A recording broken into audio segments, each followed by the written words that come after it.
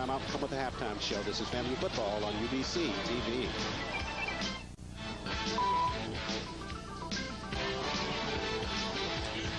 Back live at Green Stadium on the campus of Howard University at the intermission. We're tied at 7 apiece. The Rattlers of Florida A&M and the Bison of Howard University. Mark Rattlers with a chance to squeeze more score in there, but perhaps before the halftime simply ran out of time. What prevented that, Charles? They weren't able to make a substitution, get 4 players off the field. Doherty didn't have enough time to get back to the line of scrimmage and down the football, and as you mentioned, it ran out. So, 7-7 at halftime. Doherty, though, with the pass thrown not in the end zone, but out front to the receiver, with it trying to work again in terms of the run after the catch. Rattlers perhaps better served by trying to force it into the end zone. Exactly, or if you don't have a man open with it that's close to the sideline, just throw it out of bounds and then try to pick up another play. But FAMU has got to feel good about themselves. At least getting on the scoreboard would be quite an embarrassment to come all the way to Washington, D.C. for Howard's homecoming and not getting any points on the scoreboard as it should. Howard, give them credit, having that long drive in the second quarter that put them up 7-0. It really forced FAMU to become a lot more aggressive on offense. It's homecoming here at Howard University, year 2003. Right now, the fans being entertained by the Howard University Marching Band. We'll go down and see if we can't take a lesson as well.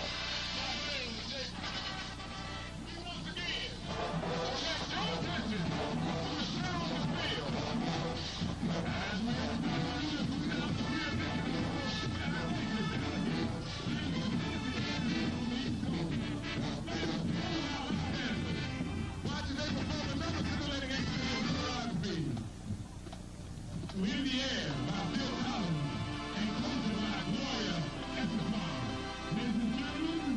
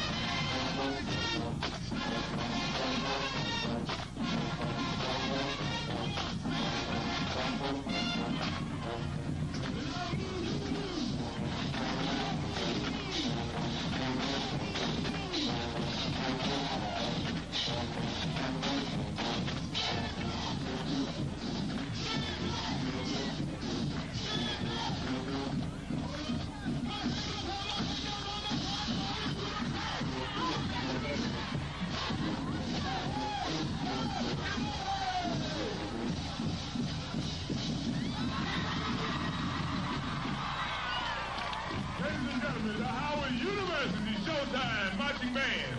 And now,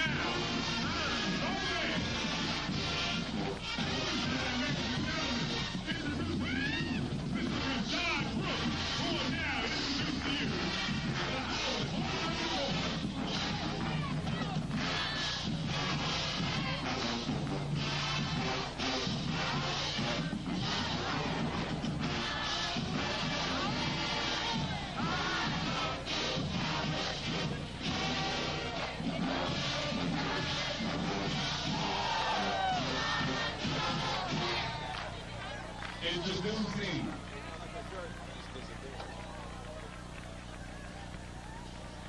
the 2003-2004 court.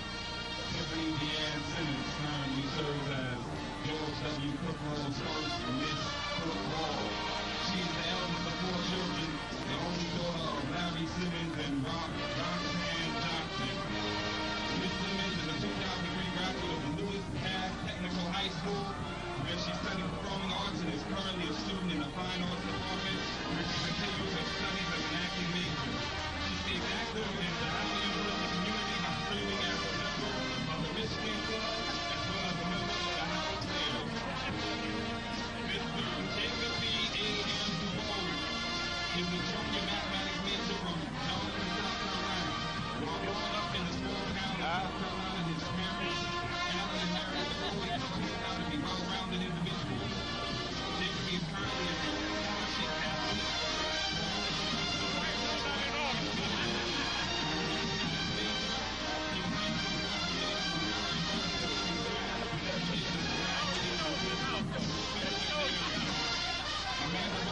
At this fine location.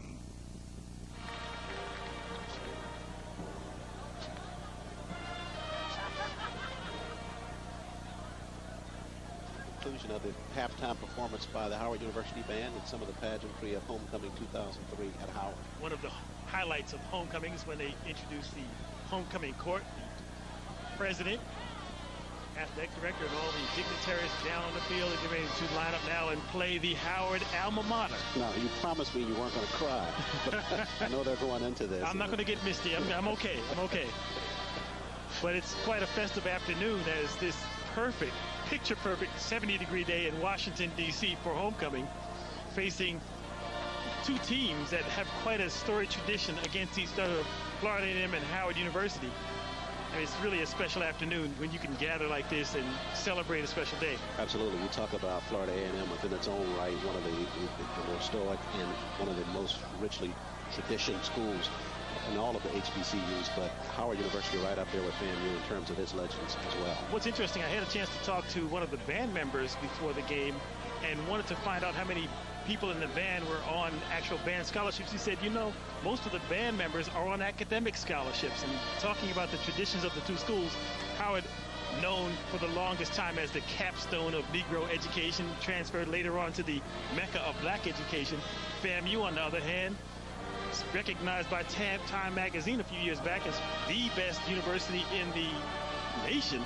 So both schools really have quite a, not only a set of accomplishments, but they have that history and they have that pride going for them as well. One of the other similarities, of course, FAMU located in the capital city of the state of Florida, but here, Howard University in the capital of the nation, that's got its own mixture, its own flair to it as well. Well, it really lends itself to the cosmopolitan nature of the student body. It's very international as they pull students, as FAM does, from all over the world. 7-7 the score at the intermission. Capacity crowd here at Green Stadium. Everybody felt, we talked to the athletics director on air today. We actually had a chance to sit down and visit with her on Thursday, and they were already well into preparations for this ball game on Saturday, recognizing that they just didn't have the seating capacity to accommodate everyone. And as you talked about the Yard Fest area, and you look at the crowd here, there's the Yard Fest area just to the left of this, the pavilion here, and they've got about 20,000 people over there as well. Well, you talk about what happens on the weekend of Howard Homecoming. You got to really find a spot to watch the parade from. And I think that if you ever come to a Howard Homecoming, you got to get a spot on Georgia Avenue on the other side of the A building. Second thing, the seat for Yard Fest, as you discovered yesterday. Best seat for Yard Fest is on the steps of the Fine Arts Building. Sure. I know you enjoyed watching Nelly from that spot. Also, the detour for Howard homecoming. You got to be able to negotiate your way around the campus because there's a lot of places you just can't get through because the streets are blocked. Well, you know what? Even inside the Yard Fest yesterday, you took me through the building and we showed up right here on the football field. So that was a good detour. You've got to know what you're doing down here, and we will have the advantage of being at Florida A&M's homecoming in 2 weeks, and it will be, I'm certain, just as special an occasion. Absolutely. Folks in the athletics department at Howard University work hard in terms of making this a great pavilion and a place that everybody can enjoy the game. Right now, 7-7 between the teams. We're going to step aside. Talk about this atmosphere out here. Well, it's an awful lot of fun. It's great for the alums, great for visitors, and hopefully great for the home team. Well, we'll see about that. Let's talk about your recruiting. You guys have been recruiting some intelligent students here.